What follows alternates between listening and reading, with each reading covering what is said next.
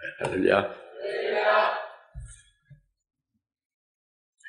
지난주에 우리 초실절 명절로 믿음으로 지켰죠.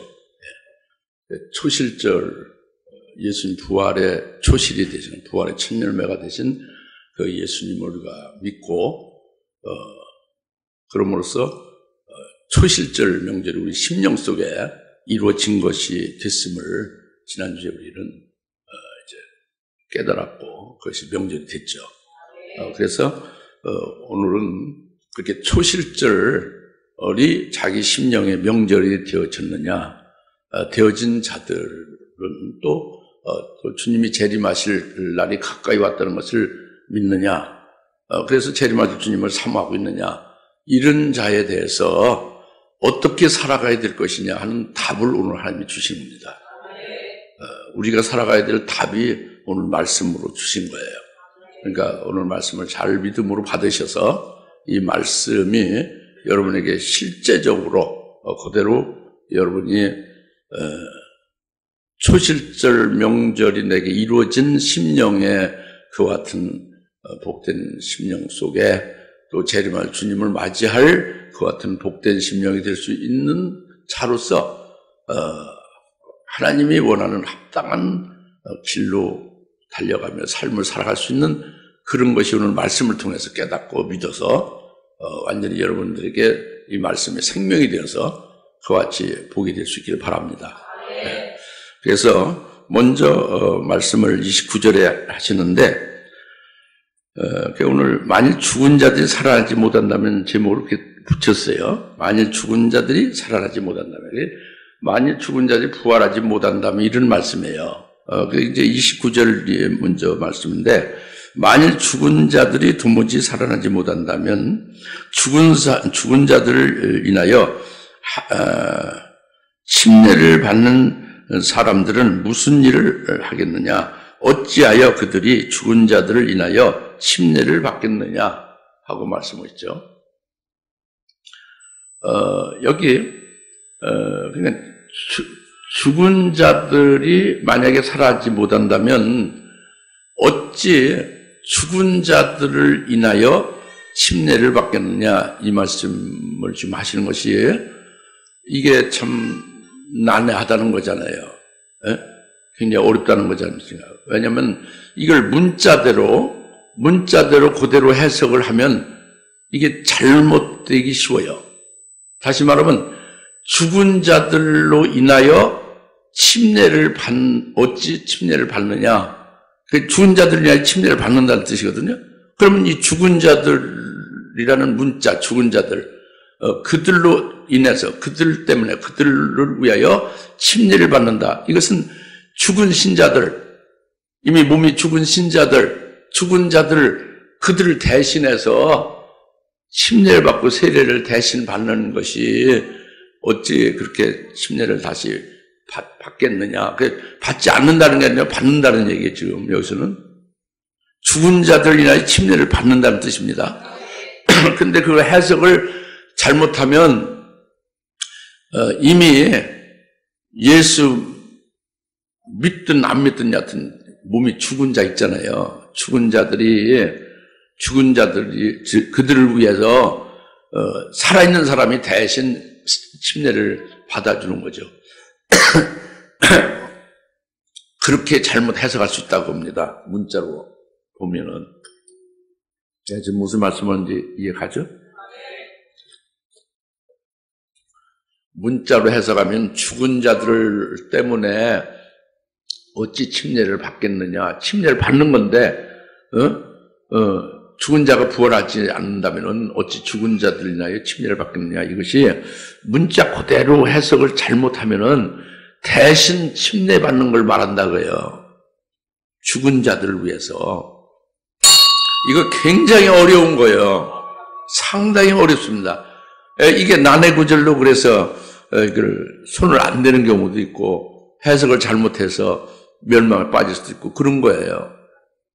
우리는 죽은 자들 인하여 세례를 받는 자들이에요. 근데 우리가 죽은 몸이 죽어서 파묻혀 있는 사람들을 위해서 대신 세례를 받아주느냐, 그런 것은 기독교에서는 있을 수 없어요. 특히 사도 바울로 이게 성령으로 서신을 고린도교에 쓴 거죠. 사도 바울로 그럴 리가 없죠. 사도 바울이 아니더라도 기독교인들이 기독교 안에서 죽으면 끝났는데 그 죽은 자들 위해서 뭐 천주교처럼 무슨 세례를 대신 받고 죽은 자들 위해서 무슨 헌금을 그 죽은 자를 위해서 그 이름으로 헌금을 하고 이런 건 있을 수 없다고 합니다. 그러니까 문자적으로 잘못 해석하면 이런 오류에 빠진다고 합니다. 그래서 여기서 중요한 것은 죽은 자가 부활하지 않는다면은 어찌 죽은 자들을 인하여 침례를 받겠느냐. 이 말씀은 죽은 자 두 번 나오잖아요. 죽은 자 부활하지 않는다면 죽은 자들 인하여 침례를 어찌 받느냐. 죽은 자가 두 번 나오죠. 이 죽은 자들 잘 깨달아야 되는 것이 첫째요. 또 하나는 침례를 받는다는 침례가 물로 받는 침례, 물 세례를 말하느냐, 다른 걸 말하느냐, 이런 그 세례에 여기서 말하는 침례의 뜻을 밝히 깨닫는 것이 또 중요한 거예요. 죽은 자와 침례를 깨달아야, 올바로 깨달아야 여기서 죽은 자들이 만약에 살아나지 않는다면 죽은 자들 인하여 어찌 침례를 받겠느냐, 이 말씀을 정확하게 깨달을 수 있고 우리들이 올바른 영적 삶을 살 수가 있는 거죠. 할렐루야. 그 앞에 죽은 자들이 살아나지 않는다는 거, 만약에 죽은 자들이 부활이 없다는 이 죽은 자는 육체가 죽은 걸 말하죠. 그건 어렵지 않지, 그죠? 육체가 죽으면 그 죽은 이후에 나중에 부활이 있는데 그 부활이 없다고 한다면 이런 가정법을 쓴 거잖아요, 그죠? 만일 죽은 자가 부활이 없다면 그것은 육체, 몸이 죽은 자가 부활이 없다면 그 육체의 죽음을 가리켜서 죽은 자라고 한 거죠. 그런데 뒤에 말하는 또 나오는 죽은 자, 어찌 죽은 자를 인하여 침례를 받겠느냐. 이 죽은 자는 죽음의 상태하에 있는 사람들을 말해요. 그러니까 육체가 죽은 건 아닌데 죽음의 상태하리는 거예요. 즉 믿음으로 열매 맺는 생명이 없는 자, 하늘나라의 영생에 합당한 열매를 맺는 그런 삶이 없는 자는 육신은 살아있지만 실상은 영적으로 죽은 자죠. 네, 이런 자가 뒤에 죽은 자예요. 앞에 죽은 자는 실제로 몸이 죽은 자고 뒤에 죽은 자를 인하여 우리가 세례를 어찌 받느냐 하는 죽은 자는 죽음 상태 하에 있는 자. 육체는 아직 죽지 않았지만 실상 사실은 죽은 자다. 영적으로 보면. 네? 알겠죠? 그래서 우리는 이렇게 죽음의 상태에 있는 자들, 즉 영적으로 죽어 있는 그들을 앞으로 장차 부활이 있고 부활하게 되고 그리고 영생이 있고 이런 것들을 깨닫게 해서 그래서 그들로 살리는 거죠. 영적 생명을 살리는 거죠. 그것을 위하여 침례를 받는다고 합니다. 그 죽은 자들의 침례를 받는다고. 근데 여기서 침례를 받는 것도 또 이제 그 뜻을 그냥 이렇게 예수 이름으로 물 세례를 받는 거, 그런 침례로 볼 거냐. 그건 말이 안 맞죠. 영적으로 죽어 있는 자들을 살리기 위하여, 물론 자기가 침례를 당연히 기본적으로 받는 것은 죽은 자를 살리지 않아도 침례를 받아야 되는 거예요. 그리스도인들은. 그죠? 죽은 자들을 인하여 침례를 받는다는 것은 더 깊은 의미의 침례의 뜻이 있는 거죠. 이것은 예수님이 받으신 침례를 말하는 겁니다. 예수님이 마태복음 20장 23절, 마태복음 20장 22절, 또 누가복음 12장 50절에서 내가 받을 세례가 있다. 내가 받을 침례가 있으니 바로 예수님이 십자가에 죽임을 당하는 십자가의 대속제물이 되어지는 것을 가리켜 예수님 받을 침례라고 그랬어요. 그러니까 죽은 자들을 인하여 침례를 어찌 우리가 받겠느냐 이런 말씀은 이 영적으로 죽은 자들을 복음과 진리를 증거해서 살리고 그런 살리는 일을 하다가 결국 순교 제물로까지 바쳐지는 것이 이 죽은 자들 인하여 침례받는 것이다. 이렇게 우리가 이제 깨닫는 것이 성령 안에서 합당하다고 봅니다. 그러니까 우리는 우리는 누구냐? 그 침례받는 우리는 누구냐? 우리 예수 그리스도를 믿는 우리들은 부활하신 예수님을 믿고 아까 처음에 모두에 말씀드린 대로 주님이 부활의 초실이 됐다고 했잖아요. 부활의 첫 열매 되신 부활의 첫 열매 되신 그리스도를 믿고 그 그리스도 안에 있는 자가 되어지면 사망에서 완전히 옮겨진 거예요. 사망에서 옮겨진 겁니다. 예? 죽음의 상태에서 완전히 벗어나서 이렇게 이동된 거예요. 생명으로 이동된 겁니다. 그래서 히브리서 2장 14절에 우리와 똑같은 모습으로 예수님이 혈육에 속해서 사망으로 말미암아 그 사망의 세력을 잡은 자 마귀를 없이 하셨다고 그랬어요. 그리고 로마서 6장 9절엔 예수님이 부활하심으로 사망을 이기셨다고 그랬죠. 이것은 바로 뭐를 말하냐? 예수님이 일단 우리와 같은 혈육의 몸으로 이 땅에 오신 것을 통해서 예수님의 사망하심, 예수님이 십자가에 죽임 당하심이 이게 전제예요.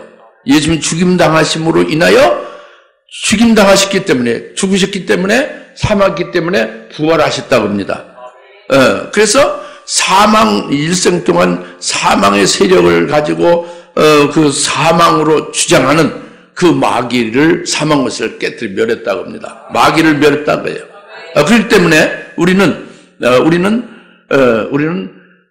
그 부활하신 예수님 안에서의 생명을 지니고 사는 그런 산자죠. 그 생명을, 그 영원한 생명으로 사는 거예요. 부활하신 주님의 그 생명은 영원히 죽음을 보지 않고 영원히 사시는 그런 영원한 생명이에요. 그 생명이 우리 안에 있고 그 생명을 지니고 사는 겁니다. 할렐루야. 그래서 이제 실제로 이제 구약과는 좀 달랐죠. 예수님 오셔서 부활하신 이후에 믿는 우리들은 이 신약 시대 오늘날 우리들은 우리들의 영원한 생명이 뭐냐 하는 것이 확실해야 돼요. 우리가 지금 살고 있는 그것이 부활하신 예수님 안에서 영원한 생명으로 산다는 것이 무엇이냐? 그래 죽은 자를 인하여 침례를 받을 수 있는 거예요. 그것은 뭐냐면은 우리에게 있는 영원한 생명이라는 것은 영원 불멸로서의 영원한 생명을 말하는 건 아니에요. 영원히 산다. 죽지 않고 영원히 산다. 이게 영원 불멸이잖아요. 이것을 영생으로 보는 게 아니란 말이에요. 우리 신약 시대에 오늘 우리를 초실제로 우리에게 이루어졌고 재림할 주님을 맞이하기를 사모하고 그때가 가까운 것을 깨닫고 우리가 살아가는 우리들은 그 영원한 생명이 우리에게 있는데 그것은 바로 뭐냐면은 우리 몸이 장차 부활된다는 거예요. 우리 몸이 주님과 똑같이 부활의 첫 열매 되신 주님과 똑같이 부활돼서 부활한 몸으로 살아가는 내세의 삶이 우리에게 영원한 생명이다 봅니다. 영원불멸이 아니고. 할렐루야. 그렇기 때문에 예수님께 말씀하시는 요한복음 5장 24절에 너희는 사망에서 생명으로 아주 완전히 옮겨졌다 그렇게 말씀했죠.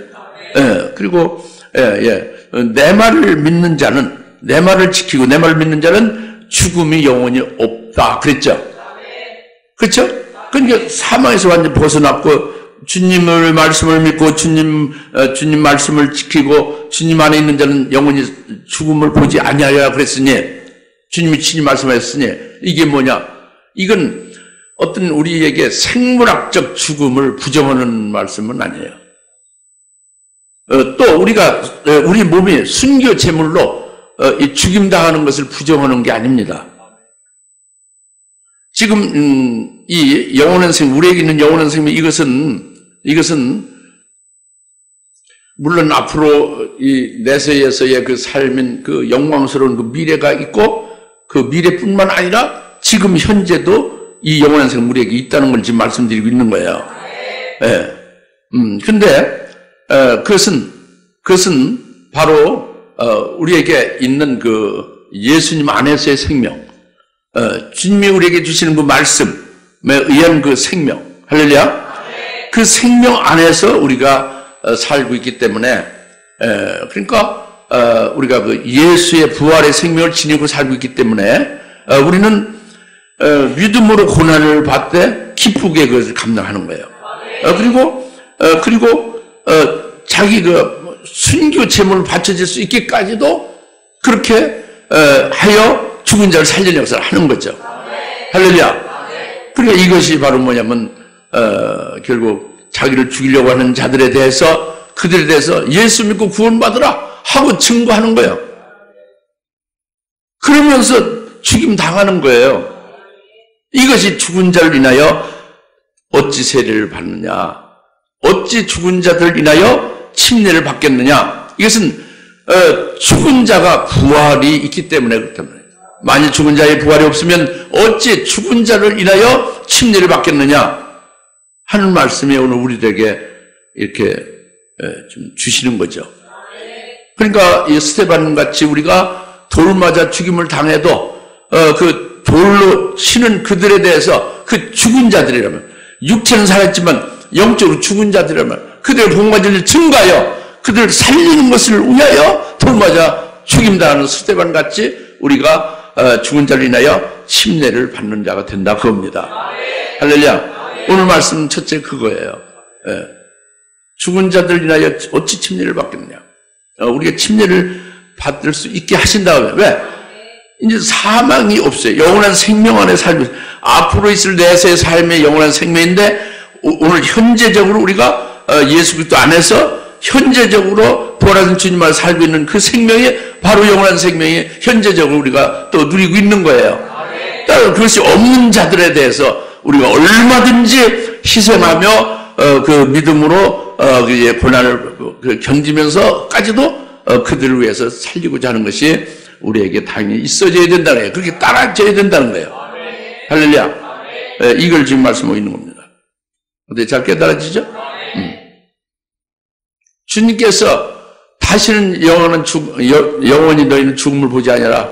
이제 너희는 사망에서 완전히 생명으로 옮겼다 하니까 아까 생물학적 죽음을 부정하는 게 아니라고 했잖아요. 우리 몸이 순교의 제물로 바쳐지는 것을 부정하는 게 아니에요. 우리는 실제로 예수 안에서 죽음 없는 삶을 살아가는 것은 이제는 영원한 그 사망이라든가 열매 없는 죽음 가운데서 있는 그런 음부에 속한 것들이 없는 거예요. 우리는 그 부활하신 주님의 생명 안에서의 그 영원한 생명으로 사는 그 진리를 가리켜 영원히 죽음을 보지 않고 산다는 거지, 실제 우리 생물학적 죽음이 없다는 말을 하는 건 아닙니다. 주님이 혈육 계속해서 사망으로 죽으심을 반드시 거쳐서 그분이 부활하신 것이잖아요. 그래서 사망 것을 깨뜨려 이기신 거잖아요. 잘 깨달아집니까? 그래서 죽은 자들 인하여 어찌 너희가 침례를 받겠느냐 이렇게 지금 말씀하고 있는 거죠. 우리 잘 깨달으신 줄 믿고 두 번째 말씀 30절입니다. 또 우리가 어찌하여 매시간 위험에 처해야 하겠느냐 하는 말씀입니다. 이것은 이를 고백하는 사도 바울이 실제로 경험한 그 위험들이 고린도후서 그 주보에 나왔죠. 고린도후서 11장 23절부터 27절에 쭉 나와 있습니다.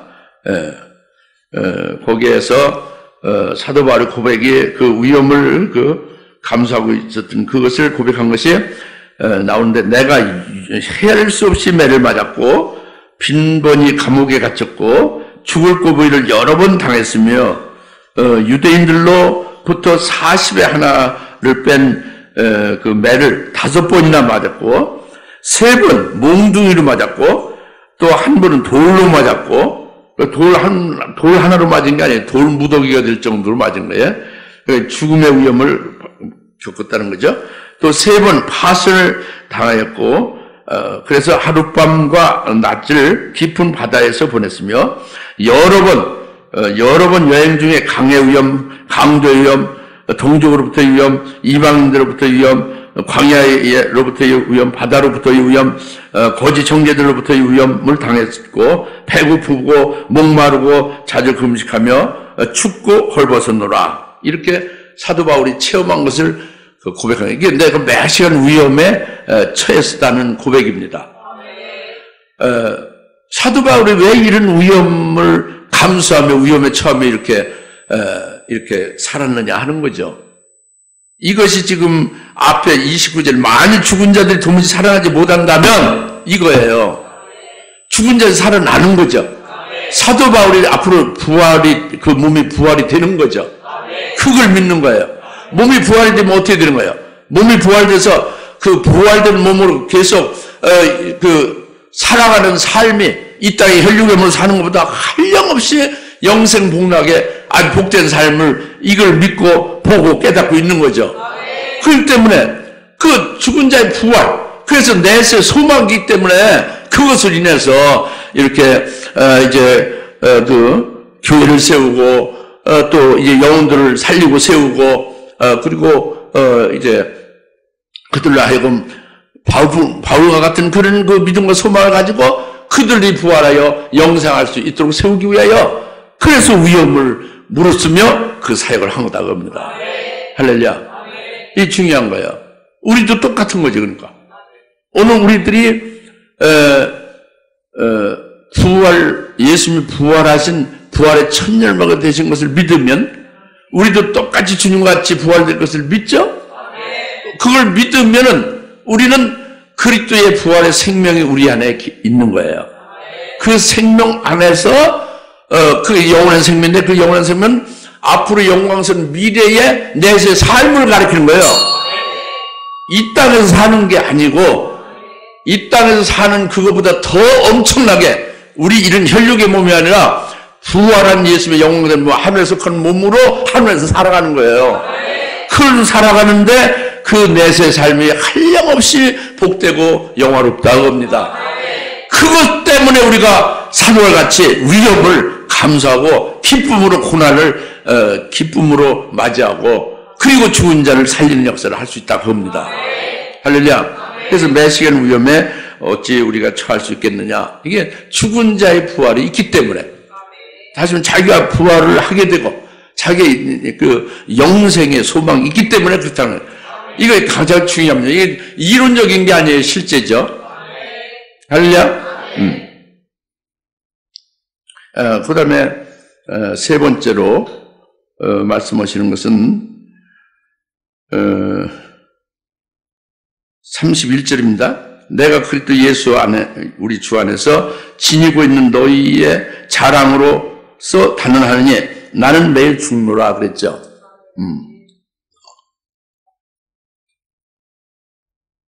사도 바울이 매일 죽노라 그랬습니다. 예수님 누가복음 14장 27절에 예수님 말씀하기를 그 제자에 대한 것을 말하는 제자가 되려면 어떻게 되냐. 바로 너희가 내 제자가 되려면 자기 십자가를 지고 나를 따르라는 거예요. 자기 십자가를 지고 매일 계속해서 나를 따르라는 거죠. 네. 자기 십자가를 지고 따르라는 게 중요해요. 주님의 제자가 되려면 사도 바울이 이 주님의 말씀대로 한 거예요. 사도 바울 주님의 말씀하신 대로 사도 바울 자기 십자가를 지고 주님을 따르는 것을 가리켜 날마다 죽노라는 말씀인 겁니다. 그것은 왜 그러냐? 일반적으로 이걸 잘못 해석하면 내가 짊어진 나의 짐을 져야 되겠구나. 내가 장남으로 7형제의 모든 그 형제들을 내가 도맡아서 책임을 져야 되니 내가 십자가 크다. 이런 것으로 자기 십자가를 진다고 이렇게 해석하는데 그런 건 아니죠. 예수님이 자기 십자가를 지셨죠. 예수님 자기 십자가를 지고 예수님이 십자가를 지고 골고다까지 가셨죠. 그 예수님이 자기 십자가를 지신 그 십자가를 골고다에서 옮겨놓은 다음에 그 십자가에 예수님 자신이 못 박혀 죽임 당했죠. 이게 자기 십자가를 진 거예요. 그리고 아버지의 뜻을 따라 가신 거죠. 이와 같이 나의 제자가 되려면 주님과 똑같이 너희들 자기 십자가를 지고 나를 쫓으라 그겁니다. 그러니까 사도 바울의 자기 십자가는 뭐냐면 그 자기 십자가를 지는 것은 사도 바울 자신이 자기의 의가 나타날 수 있잖아요. 자기의 욕심 같은 게 나타날 수 있잖아요. 뭐 어떤 자기라는 게 나타날 수 있죠. 이런 것이 나타날 때면 즉각 그 자기 십자가를 친 십자가에 매다는 거예요. 주님이 자기 십자가에 달리듯이 사도 바울의 자기의 그 의나 욕심이나 모든 다른 그런 것이 나타나는 것을 전부 다 십자가에 매달아 버리는 거죠. 할렐루야. 그러니까 예수를 믿는 예수 이외에 모든 자기 예수 이외의 다른 것은 전부 다 그것은 자기 자신이 나타나는 거예요. 그것을 전부 그게 나타날 때마다 깨달아질 때마다 믿음으로 십자가에 달아서 죽어지는 거죠. 믿음으로 그 자기 십자가를 지고 주님을 따른다는 것은 날마다 그런 것이 있을 때 끊임없이 나타날 때마다 즉각적으로 십자가에 매달아 죽여야 된다는 거지. 없어요. 그러니까 오직 예수를 믿는 믿음으로 사는 자가 되어짐을 고백하고 예수 또 이외에 다른 것은 나타나지 않도록 계속 죽고 또 죽는 거죠. 날마다 죽느라가 그겁니다. 깨달으십니까? 이게 상당히 어려운 문제입니다. 어려운 문제예요. 이것은 첫째는 주님의 말씀을 가지고 그 말씀에 의해서 믿음으로 즉 다시 말하면 주님의 지신 십자가를 생각하고 주님께서 달리신 십자가의 제물 되심을 생각하고 자기는 그리스도의 것이 됐잖아요. 그리스도가 됐는데 그리스도의 것은 그리스도만이 나타나고 그리스도를 믿는 믿음으로만 모든 것이 되어져야 되는데 그것이 아닌 모든 다른 것들은 이게 있으면 안 되죠. 그것이 죽어져야죠. 죽어져야 되는 것을 말씀을 의지해서 줘야 되는데 그것이 바로 뭐냐면 너 자신의 십자가를 치고 날 따르는 그 말씀에 의해서 믿음으로 십자가에 매단다고 합니다. 죽는다고 합니다. 자기라는 것이 계속 죽어지는 거예요. 내적으로. 알겠습니까? 이것이 날마다 내가 주 안에서 죽는 것을 말씀하고 또 그거 외에 또 다른 의미가 있습니다. 그것은 뭐냐면 사도 바울이 내가 날마다 죽는다는 것은 내가 날마다 죽을 고비를 겪고 있다는 뜻이 되는 거예요. 그것은 내적인 게 아니라 외적인 거예요. 환경적인 것이고 그가 사는 그런 그 여건에서 날마다 죽을 고비를 겪는 것이 날마다 죽노라는 말씀이 되는 겁니다. 그러니까 앞에서 말씀드린 죽은 자들로 인하여 어찌 침례를 받겠느냐 하는 말씀도 했고 그리고 매시간 위험에 어찌 우리가 처하겠느냐 했고 또 이제 날마다 죽노라 이렇게 하는 말씀이 다 같은 말씀이 뭐냐면 그것이 결국은 그것을 이길 수 있는 것은 그것이 그렇게 따르게 돼 있고 그것을 이길 수 있는 것은 자기가 날마다 내적으로 날마다 죽는 그런 역사를 통해서 온전해져지는 거예요. 내적으로 자기 심령 내적으로 온전해지는 거예요. 근데 이것이 무진장 어려워요. 계속 죽어야 됩니다. 어떻게 믿음으로 자꾸 못을 박아야 돼요. 그래서 나의 나등에서 오직 예수 그리스도의 것이다. 내가 예수를 믿는 믿음으로 사는 것이 이 몸이다. 나는 그리스도의 것이다. 나라는 건 있을 수가 없다. 이게 아주 정답이에요. 그러니까 그 이외에 다른 것은 참 계속 나오는 쪽쪽 깨닫게 되고 그것이 이렇게 붉어지는 쪽쪽 믿음으로 전부 못을 박아버려야 되죠. 믿음으로. 할렐루야? 그것이 내적으로 온전해지는 거예요. 날마다 죽는. 그리고 외적으로는 어떤 그 죽을 고비의 환경과 어려움 속에서도 이 바로 사도 바울과 같이 우리들에게 영원한 생명이 있잖아요.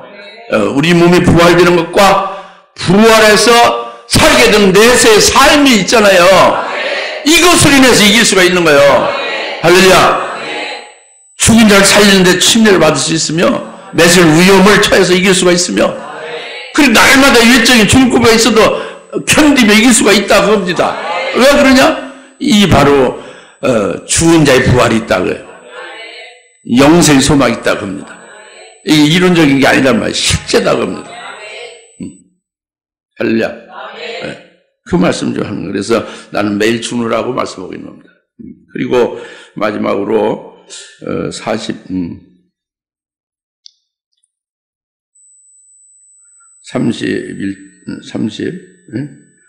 32절에 내가 만일 사람들의 방식대로 에베소에서 짐승들과 싸웠다면 내게 무슨 유익이 있으리요? 만일 죽은 자들이 살아나지 못한다면 우리도 먹고 마시자. 내일이면 죽으리라고 하였으리라. 그랬죠?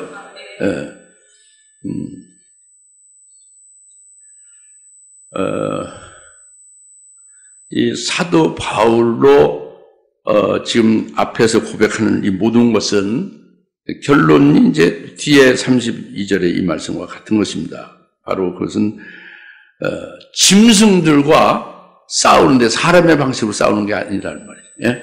그리고 이 세상 사람과 같이럼 그 오늘 먹고 마시고 즐기고 쾌락을 즐기다가 내일이면 죽으면 끝난다. 이런 식으로 사는 것을 그렇게 살지 않는다는 거예요. 사도 바울이. 예? 왜 그러냐면은 지금 짐승, 에베소에 있는 짐승이라는 것은 실제 그 사자나 무슨 이렇게 사나운 어떤 그런 그 동물을 가리키는 게 아니라 사람이 깨닫지 못하면 짐승 같다고 시편에도 말씀하고 있잖아요. 그죠? 그러니까 금생의 이 삶만을 바라고 사는 그리스도인들. 예? 하늘나라의 영원한 생명을 보지 못하는가. 다시 말하면 그냥 영원히 불멸한다. 이렇게 생각하는 거예요. 기독교인들이. 이 땅에서 예수 믿어서 복을 많이 받고 잘 편안하게 건강하게 살다 보면은 하늘나라 가서 또 복된 게 이제 영원히 산다. 이것을 영생으로 알고 사는 거예요. 근데 사도 바울은 그렇지 않죠. 저도 그렇지 않고 여러분도 그렇지 않기를 바랍니다. 영원히 죽지 않고 영원히 사는 것이 영생이 아니라는 거예요. 이 땅에서 이렇게 살다가 천당 가서 나중에 천당 가서 좀 그 행복하게 산다는 게 아닙니다. 이미 우리는 부활하신 예수 그리스도가 승천 하나님 보좌 우편에 계시잖아요. 하나님 보좌 우편에 계신 주님과 함께 하늘에 속한 자로 지금 올라가 있는 거예요. 하늘에 속한 자로 사는 거예요. 그러면서 그 영광스러운 미래를 그 내세 삶을 소망하면서 그 하늘나라의 그 영광된 그것을 믿음의 실상을 딱 받아가지고 있으면서 이 땅에서 잠시 있는 거예요.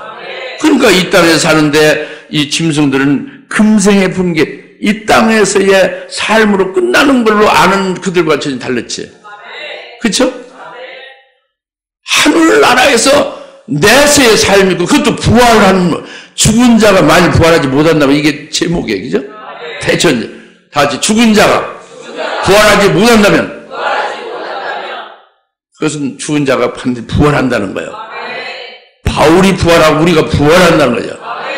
사도 바울은 주님의 재림 때에 부활합니다. 재림 때에 그는 첫째 부활에 참여하고 그때 신부가 됩니다. 저나 여러분도 똑같이 바울과 똑같은 진리의 말씀을 살고 하늘나라의 그 영생의 그 소망 가운데 살기 때문에 우리도 똑같이 주의 재림 때 부활하게 될 것을 우리가 바라보는 거죠. 그러니까 환난 날에 순교도 할 수 있게 하시고 그 전에 죽은 자를 위해서 침례를 받기도 하시고 그리고 매시에 위험에 처하는 것도 기쁘게 감당할 수 있게 하시고 날마다 죽을 고비를 맞이해도 넉넉히 이길 수 있게 된다고 합니다. 왜? 영생에 관한 그 소망이. 그 영생이 뭐냐? 죽지 않고 하늘나라에서 영원히 산다는 게 아니에요. 부활한 몸으로 하늘나라에서 아주 복된 영생 복락하는 부활의 몸으로 살아가는 삶을 말한단 말이에요. 그것을 잘 못 느끼면 이 땅에서 여러분 사는 것을 생각해 보세요. 어제까지 사는 걸 생각해 보시고 오늘 여기까지 오면서 사는 것이 있죠. 이것이 지금 이 땅에서 사는 삶이에요. 이 땅에서 사는 삶을 가지고 그대로 사는 것은 그것은 짐승과 같다고 합니다. 하늘나라가 보이지 않는 것. 이 땅에서 살고 그저 먹고 마시고 즐기고 하다가 그리고 내일 죽으면 끝난다고 해요. 나중에 하늘나라 가겠지, 죽은다면. 거기서 그냥 영원히 영원불멸로서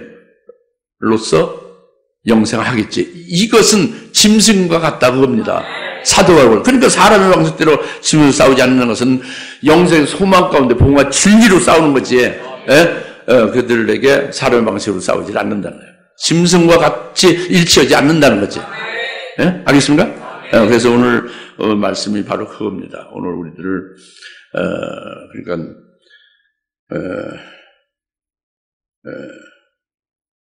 만일 죽은 자들 살아나지 못한다면 그 32절 뒤에도 우리는 또 먹고 마시자 내일이면 죽으리라 했으라.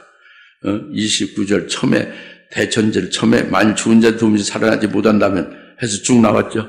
뒤에 32절에 끄트머리 만일 죽은 자들 살아나지 못한다면 또 끄트머리 결론도 그렇게 맺고 있죠. 예. 아주 굉장히 중요한 일이에요. 영원한 생명의 소망을 가지고 있느냐. 그 소망을 믿고 있으면 오늘 이 땅에서 우리는 사망에서 완전히 옮겨진 자예요. 그리스도 안에서 부활의 주님의 그 영원한 생명 안에 있는 그 생명을 지니고 사는 거예요. 그리스도의 것으로 살아가는 거예요. 내 것이 나라는 게 없어진 거예요. 이제 벌써 그리스도의 것으로 그리스도 안에서 나라는 것은 사실 이제 영적으로 없는 거죠. 할렐루야. 그렇기 때문에 그리스도로 살아갈 때 어떻게 살아가느냐? 우리에게는 그렇게 그리스도 것으로서 그 부활과 영원 생명의 그것으로 그 소망으로 살아가는 그런 자가 됐냐? 그런 자는 반드시 따르는 게 있다는 거예요. 따르는 게 뭐냐면 메시아의 위험이 따른다는 거예요. 매번 계속 죽을 고비가 따른다는 거예요. 우리 옆에 죽은 자들, 영적으로 죽음 상태에 있는 자들이 계속 우리에게 붙여진다는 거예요. 그럴 때 우리는 고되게 사소고생하듯이 고되게 복음과 진리를 증거하며 고되게 살아갈 수뿐이 없게끔 그게 따른다는 거예요. 그럴 때에 이게 따라야 되는 거예요. 이게 따라야 여러분들이 이렇게 영원한 생명 안에 지금 살고 있는 표가 되는 거죠. 그럴 때 우리는 어떻게 해야 되냐? 사도 바울이 이렇게 고백한 것 같이 우리 똑같다고 합니다. 이제 우리는 짐승들과 같이 사람 방식으로 싸우지 아니하고 그 짐승들 같이 이 땅에서 먹고 마시고 즐기고 그리고 내일이면 죽자, 죽으면 끝난다 이런 게 아니다 겁니다. 영생의 소망이 있다. 영원한 생명으로 사는 것이 미래적이며 미래에 우리에게 예비되어 있는 것이며 지금도 그 생명 안에 살고 있는 거다 그래요. 왜? 그리스도 안에서 하늘에 안심받아 있기 때문에. 그래서 그 진리가 영원한 생명 안에 사는 거죠. 물론 우리의 몸이 순교제물로 바쳐지는 것은 당연히 그것은 다르게 돼 있다고 합니다. 우리가 믿음만 있으면 그것은 아주 자동으로 뒤따르게 돼 있다. 할렐루야. 네, 기도합시다. 하나님 아버지 참 감사합니다. 오늘 만일 죽은 자들이 살아나지 못한다면 우리가 어찌 죽은 자를 인하여 침례를 받으며 매시간 위험에 처하며 매일 날마다 죽으며 그리고 짐승들과 어찌 사는 방식으로 싸우지 않겠느냐 하는 말씀을 주셔서 이 사도 바울로 고백하는 그것이 우리들이 똑같이 우리에게 해당됨을 가르쳐 주시고 이것을 넉넉히 이길 수 있도록 하나님 아버지 영원한 생명을 충만케 하시고 그 소망으로 풀리도록 하시고 넉넉히 감당하며 승리하는 우리 모두가 다 되게 하옵소서. 예수님의 이름으로 간절히 기도하옵나이다. 아멘. 이제는 속히 재림하실 예수 그리스도의 은혜와 하나님 아버지의 극진하신 사랑하심과 성령님의 감화 감동 내주 역사 등 충만하심이 오늘 만일 죽은 자들이 살아나지 못한다면은 말씀에서 우리가 어떤 위험과 어떤 죽을 고비까지도 넉넉히 부활과 몸의 부활과 영생 소망으로 이길 수 있게 하시는 것을 깨닫고 기뻐하는 여인은 모든 주님의 사랑 권수를 머리머리 위에 그들의 가정 위에 지금으로부터 영원토록 함께 계실지어다. 아멘.